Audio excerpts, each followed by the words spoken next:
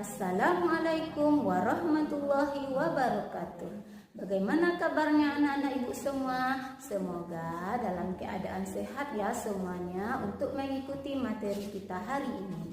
Baiklah anak-anak ibu, pada hari ini kita akan mempelajari pendidikan agama Islam dan budi pekerti. Hari ini kita akan mempelajari elemen fikih yang mana capaian pembelajarannya peserta didik mampu memahami makna zakat, infak, sedekah, dan hadiah. Adapun tujuan pembelajaran kita hari ini ialah peserta didik mampu memahami makna zakat dengan benar. Indikatornya yang pertama, peserta didik mampu memahami arti zakat dengan benar. Yang kedua, peserta didik mampu menguraikan makna zakat dengan benar. Yang ketiga, peserta didik mampu mengidentifikasi macam-macam zakat. Yang keempat, peserta didik mampu membiasakan hidup saling berbagi dalam kehidupan sehari-hari. Baiklah, dari indikator tujuan pembelajaran kita tadi, maka hari ini kita akan mempelajari materi tentang zakat. Baiklah anak-anak ibu, selanjutnya mari kita simak video materi pelajaran tentang zakat berikut ini. Dengan mengucapkan Bismillahirrahmanirrahim, anak-anak ibu, mari kita mulai menyimak dan memahami materi tentang zakat berikut ini. Anak-anak ibu, sebagaimana dimensi profil pelajar Pancasila kita ada 6. Pada materi zakat ini, kita akan memakai 3 dimensi profil pelajar Pancasila.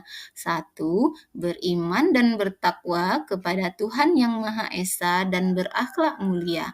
Yang kedua, berkebinekaan global. Yang ketiga, bergotong royong. Sekarang coba amati gambar berikut. Kegiatan apakah yang dilakukan pada gambar tersebut? Ya, benar, kegiatannya yaitu saling berbagi. Jadi, anak-anak ibu, orang yang berbagi akan merasa senang dan orang yang menerima akan mendoakan orang yang telah berbagi supaya selalu diberi oleh Allah rezeki yang banyak. Nah, jadi anak-anak ibu dari gambar tersebut dapat kita ambil kesimpulan, mari kita mengamalkan hidup berbagi ini dalam kehidupan sehari-hari kita, supaya hidup kita menjadi lapang dan hati pun menjadi senang. Anak-anak, sebagaimana yang telah kita ketahui bahwa zakat itu merupakan rukun Islam yang ketiga. Sekarang mari kita bahas apa itu pengertian zakat. Zakat menurut bahasa, kata zakah berasal dari kata dasar zakia yang berarti tumbuh, berkembang, suci, berkah, baik, memuji, dan halal. Adapun pengertian zakat menurut istilah syar'i adalah mengeluarkan sejumlah harta tertentu jenisnya yang diwajibkan Allah Subhanahu wa taala untuk diberikan kepada golongan yang tertentu dengan nilai dan ukuran yang tertentu pula.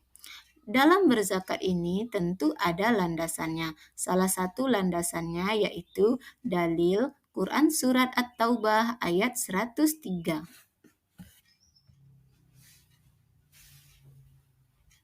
Bismillahirrahmanirrahim. Khudh min amwalihim sadaqatan tutahhiruhum wa tuzakkihim biha wa salli alaihim. Inna salataka sakanun lahum. Wallahu sami'un alim. Artinya, ambillah zakat dari harta mereka guna membersihkan dan menyucikan mereka dan berdoalah untuk mereka. Sesungguhnya doamu itu menumbuhkan ketentraman jiwa bagi mereka. Allah Maha mendengar, Maha mengetahui. Zakat ini terdiri dari 2 macam pembagiannya. Yang pertama yaitu zakat fitrah atau disebut juga dengan zakat jiwa perorangan atau zakat diri. Yang kedua zakat mal atau disebut juga dengan zakat harta. zakat kekayaan atau zakat penghasilan. Yang pertama ialah zakat fitrah. Pengertian zakat fitrah. Zakat fitrah adalah mengeluarkan beras atau bahan makanan pokok lainnya pada bulan Ramadan sebesar 2,5 kilogram atau 3,5 liter tiap orang yang akan dibagikan kepada orang-orang yang tidak mampu. Biasanya para amil zakat membagikan zakat fitrah menjelang Idul Fitri agar orang yang tidak mampu dapat bergembira bersama menikmati hari raya. Kita juga ikut menggembirakan hari raya mereka. Waktu mengeluarkan zakat fitrah ialah waktu membayar zakat fitrah boleh dilakukan mulai tanggal 1 Ramadan sampai menjelang sholat Idul Fitri. Hukum zakat fitrah. Orang yang wajib mengeluarkan zakat fitrah yaitu yang pertama beragama Islam, laki-laki perempuan, sejak usia bayi, anak-anak atau lanjut usia. Yang kedua, memiliki penghasilan yang cukup untuk kebutuhan sehari-hari. Zakat fitrah untuk anak-anak menjadi tanggungan orang tua mereka. Yang ketiga, orang itu masih hidup sampai akhir Ramadan. Yang kedua, zakat mal. Pengertian zakat mal. Zakat mal berarti membersihkan harta dengan mengeluarkan sebagian dari harta yang dimiliki dan diberikan kepada orang yang berhak menerimanya apabila sudah mencapai nisab. Nisab itu adalah lama waktu suatu harta menjadi milik seseorang dalam jumlah tertentu.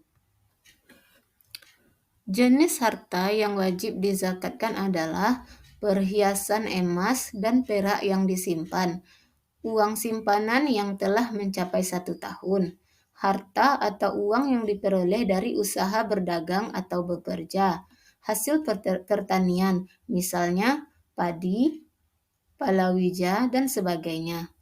Kemudian binatang ternak, misalnya kambing, sapi, kerbau, dan sebagainya. Kemudian barang temuan, misalnya itu perhiasan, uang logam yang terbuat dari emas. Adapun rukun zakat ada 4. Yang pertama adalah niat. Yang kedua adanya muzaki, yaitu orang yang memberi zakat. Kemudian yang ketiga adanya mustahik, yaitu orang yang menerima zakat. Kemudian yang keempat adanya harta yang dizakatkan. Kemudian ketentuan bagi orang yang berzakat adalah yang pertama beragama Islam, kemudian yang kedua baligh dan berakal, yaitu orang yang tidak gila.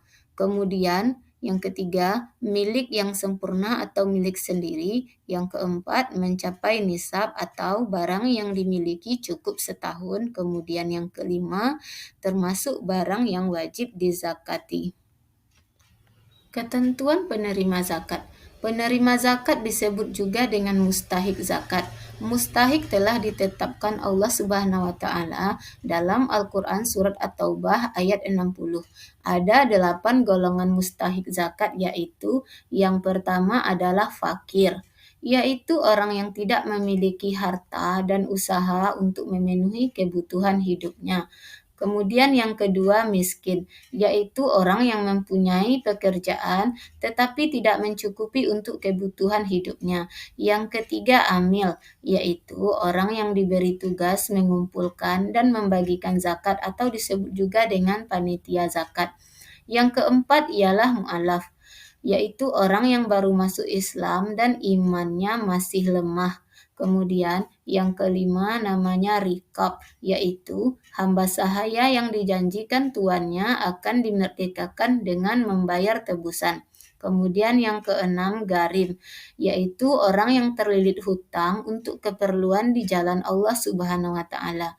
Yang ketujuh sabilillah, yaitu orang yang berjuang di jalan Allah Subhanahu wa taala atau melakukan usaha untuk menegakkan agama Allah Subhanahu wa taala. Kemudian yang terakhir adalah ibnu sabil, yaitu orang yang sedang dalam perjalanan tetapi bukan maksiat dan orang tersebut kehabisan bekal. Adapun hikmah zakat ada 5 di sini. Yang pertama yaitu membersihkan harta. kemudian melipat gandakan harta, menghapus sifat kikir, menolak musibah, dan membantu orang yang lemah. Nah, anak-anak ibu, itu dia materi kita hari ini tentang zakat. Semoga anak-anak ibu dapat memahami apa yang ibu sampaikan. Assalamualaikum warahmatullahi wabarakatuh.